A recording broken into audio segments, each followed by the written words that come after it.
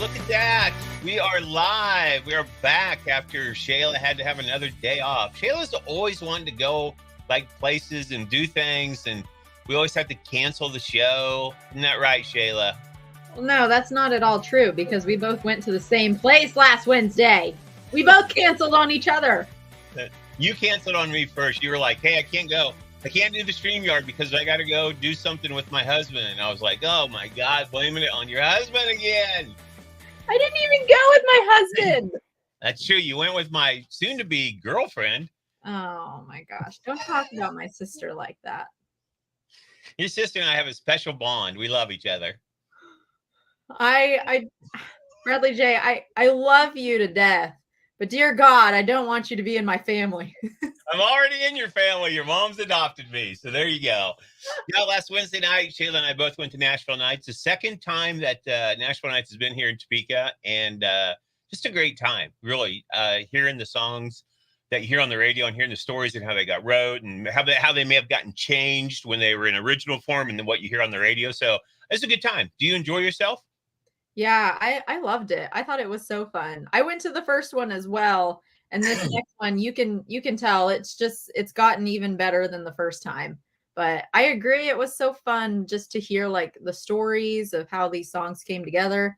And these songwriters are so dang talented. Like even their voices are so good that it makes you like wonder like why are they not like super famous, like super big, but I'm always like just very amazed at like the lyrics that they can come up with. It's very impressive. They don't have the it factor. That's why.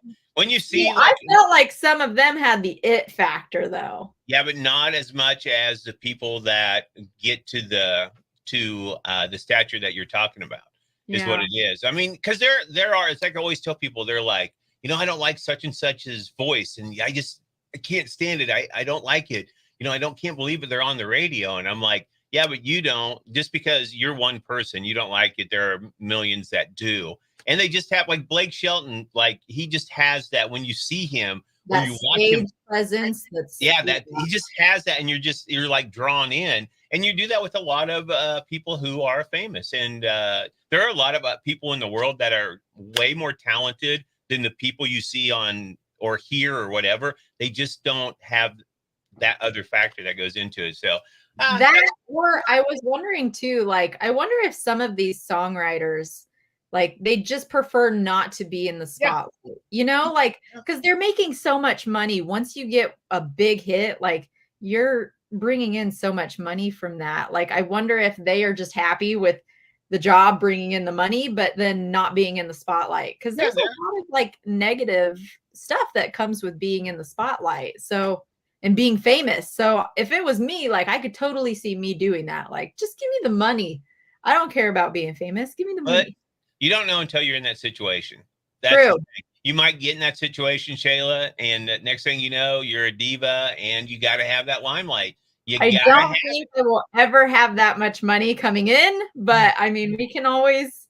It's not about the money. It's the adulation you get from people liking you and loving you and want to be around you. And you're just so, he'll have that and people want that. And then once you start feeling that, it's like a drug. It fuels you and you got to have it. That's why you see older superstars, older famous people want to be it, but they had that limelight. Now it's kind of faded on them. They try to get it back. And that's why you see older people who have been famous from in the past. They had that before. They've been at the top and now they're not. And and some people will live with it. Some people don't. It's just, it's crazy. Until you're there, you don't really know what it's like. You can speculate, but you really don't know. I guess we'll just have to see, like, once we get really famous from these StreamYards that we do every Wednesday night, like, we're just going to have to see if the fame really goes to our head and, like, how we react to this. No, don't worry. It never will because we have 0 viewers right now watching us. So it's just you and I talking to each other. Which is fine. I enjoy this. Yeah, that's okay. Look, and now we've got one person watching. So we're back in it. We're famous. You guilted them into tuning in. So now we're famous again, and it's all gone to our head. It's just a big yo-yo. Hey, I want to talk about, have you ever been talking to someone and they're very boring in their conversation? What's your what's your exit plan when you're in a boring conversation? You're like, I really got to get out of here. What do you do? I blame it on my dogs. I say, I got to get home and let my dogs out. That's your go-to? Yeah.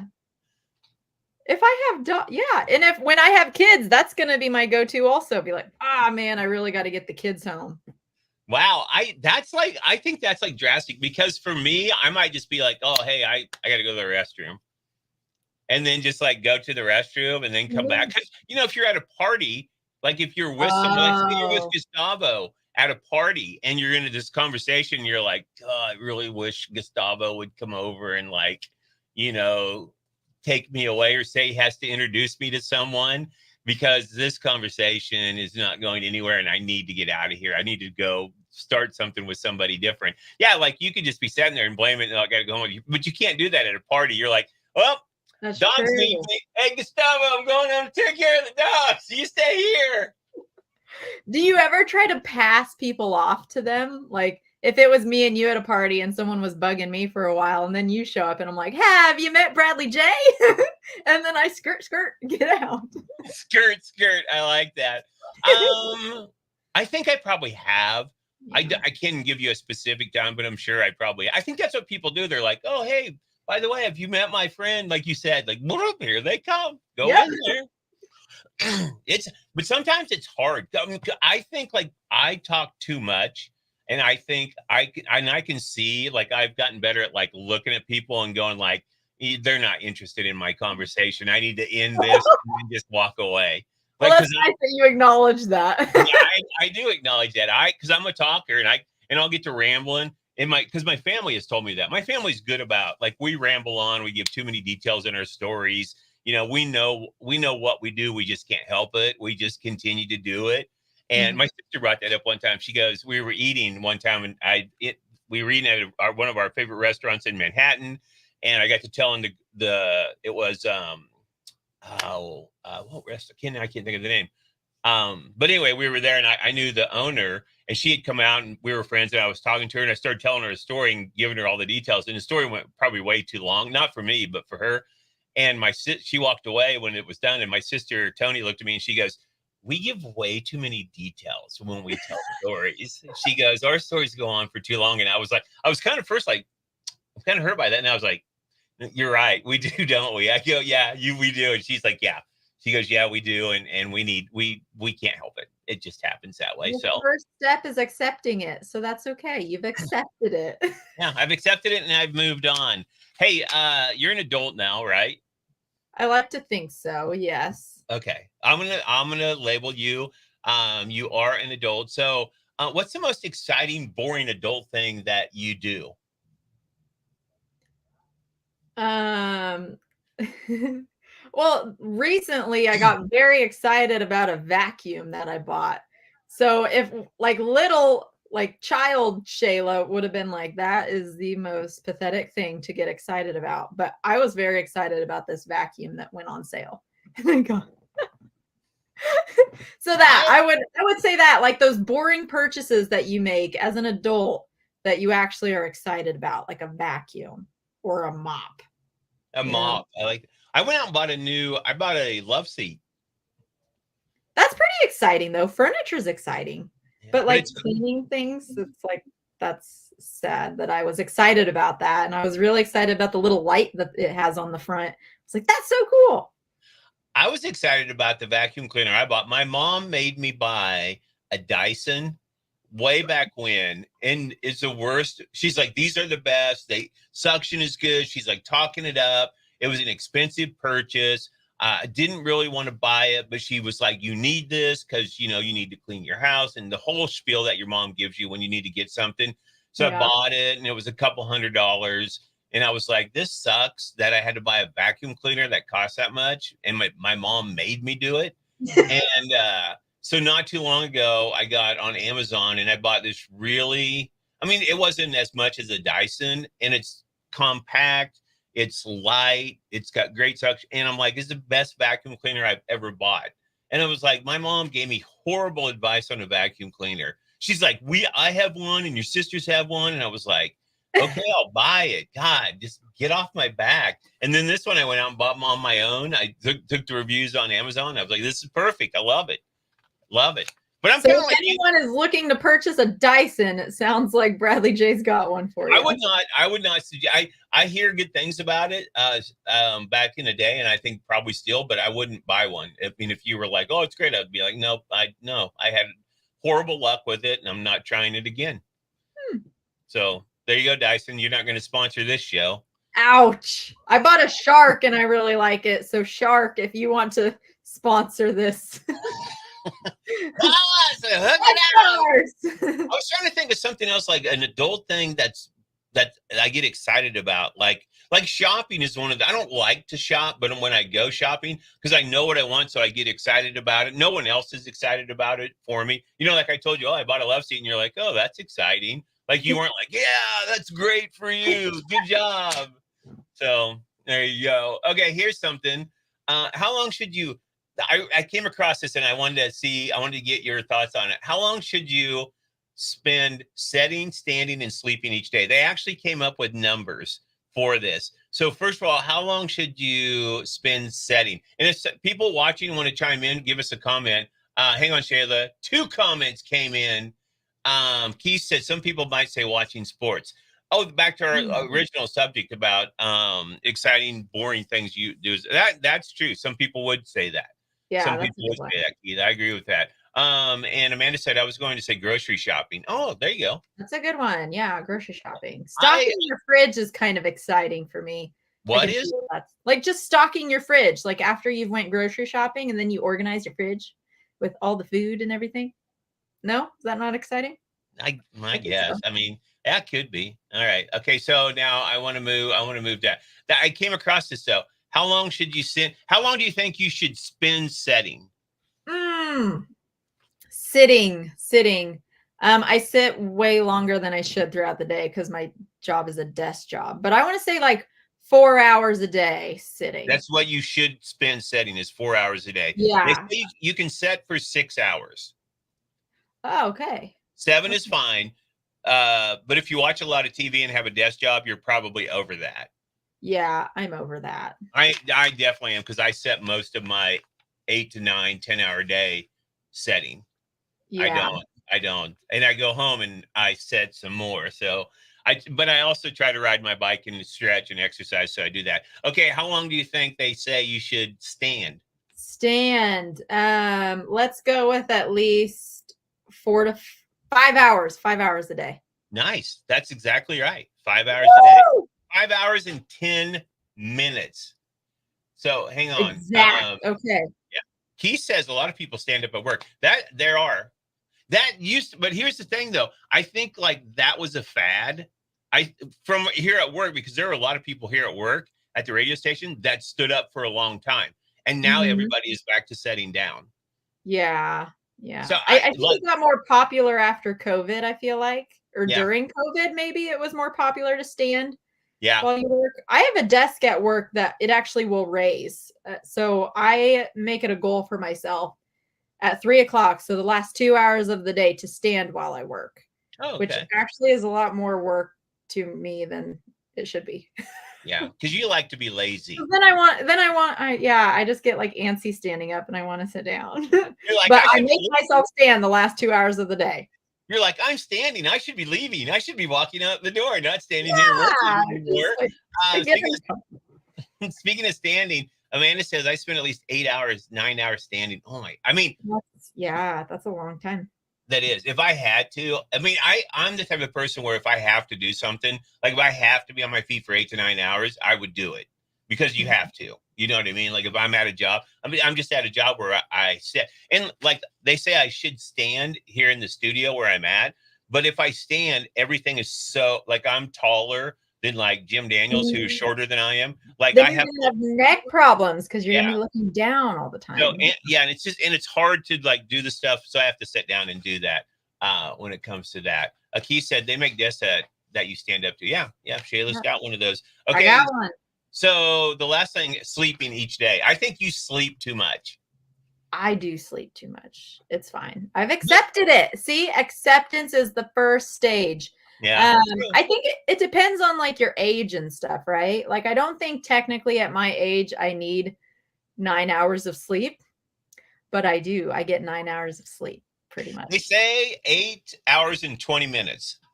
Okay, so I'm doing great. Well, you're missing 40 minutes. You're sleeping I 40 could minutes. wake up 40 minutes earlier, but Yeah. You're wasting 40 minutes of your life hmm. every day, which adds up. There are going to be thousands of hours that you missed out on living life. 7 hours for this guy. I You get get 7 7 hours. hours a night? They say as little as 7.5 hours is okay. See, I can do 6 hours of sleep one day, and then I get grumpy, and people don't like to be around me.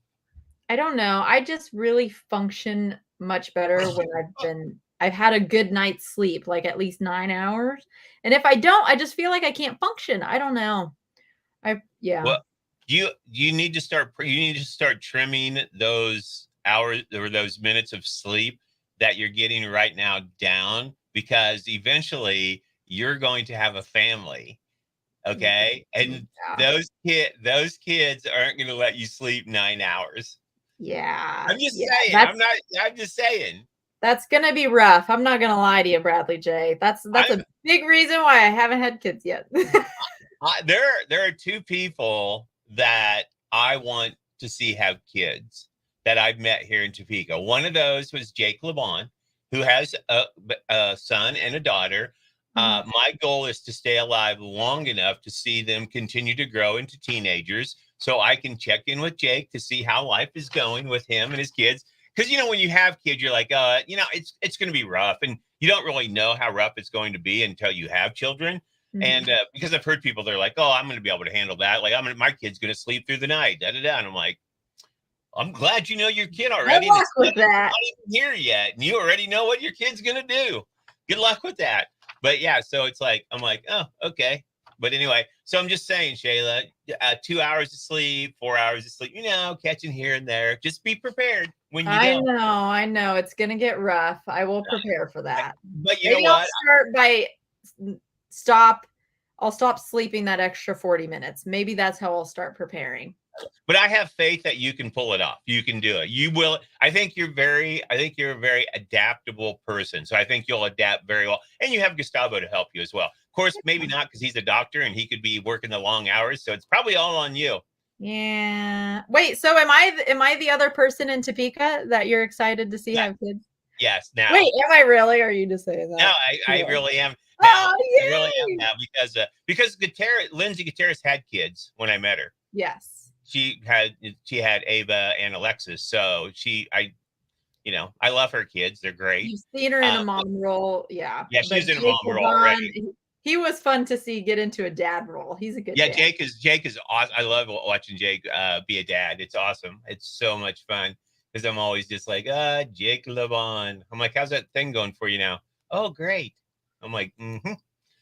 Next thing, Shayla, have you ever noticed this dark and disturbing detail in Shrek I'm about to tell you? Okay, remember, let me, I love Shrek. That's a great movie. that's what I thought. I didn't Yeah. know that for sure, but I thought, there's a creepy detail in Shrek, Shayla, that Okay.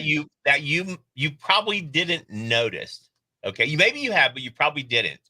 The Lord was, well, how's his name? Farquaad. Lord Farquaad. Yes. He killed Mama Bear and turned her into a rug, which you can see later in the movie. Yeah. Did you see that? Yeah. Wait, Yeah. so that was Okay, so here, let that me do was this. that was the mama bear from like the little fairy tale? Yeah. They say that this YouTuber, he's called the movie detective of the internet. He made a movie about it. So in the beginning of the movie, okay, all right, you see a bear family in cages after being captured by the Lord. Yeah. Then later you see Papa Bear and Baby Bear at Shrek's swamp crying without Mama Bear. And here comes the creepy part. There's a scene in the castle where you see a bear rug that looks exactly like Mama Bear, pink bow and all. Oh, that's so sad. Hey, you didn't even notice, did you? No, I remember the scenes that you're talking Yeah, about, but but you I didn't. guess I never put that together that was then The mama bear. Oh my Yeah, they God. killed the mama bear in Shrek. That's a kids movie. Yeah. Oh, there's some messed up stuff in animated movies. There's some stuff in old Disney movies that they put in that you don't really notice. As an adult, you may notice, but some of it's kind of sexual too. Oh my That's God. what they say. Yeah. I have to pay more attention to stuff. The little details. Yeah. Mama Bear died. I hope I didn't ruin this Shrek movie for anyone, but there you go. Oh, shoot. Dark and disturbing detail in Shrek. Hey, real quick, I want to ask you, are you still a Morgan Wallen fan after he threw the chair out of the Eric Church's bar? I still like his music, yes. Does he make horrible choices? Yeah. So would you date Morgan Wallen right now? No, I would not date Morgan Wallen. Is it because he threw a chair off a balcony? Yeah. I mean, not fully, but yeah, that's kind of a turnoff. Yeah. Is it his personality? Like you're like, oh God, if he drinks and throws chairs off of a balcony up high, that's a red flag. Yeah, I think it's a huge red flag. I feel like he needs to learn how to control his alcohol a little better. All right. So we'll wrap it up with this. Were you scared last night of the storms?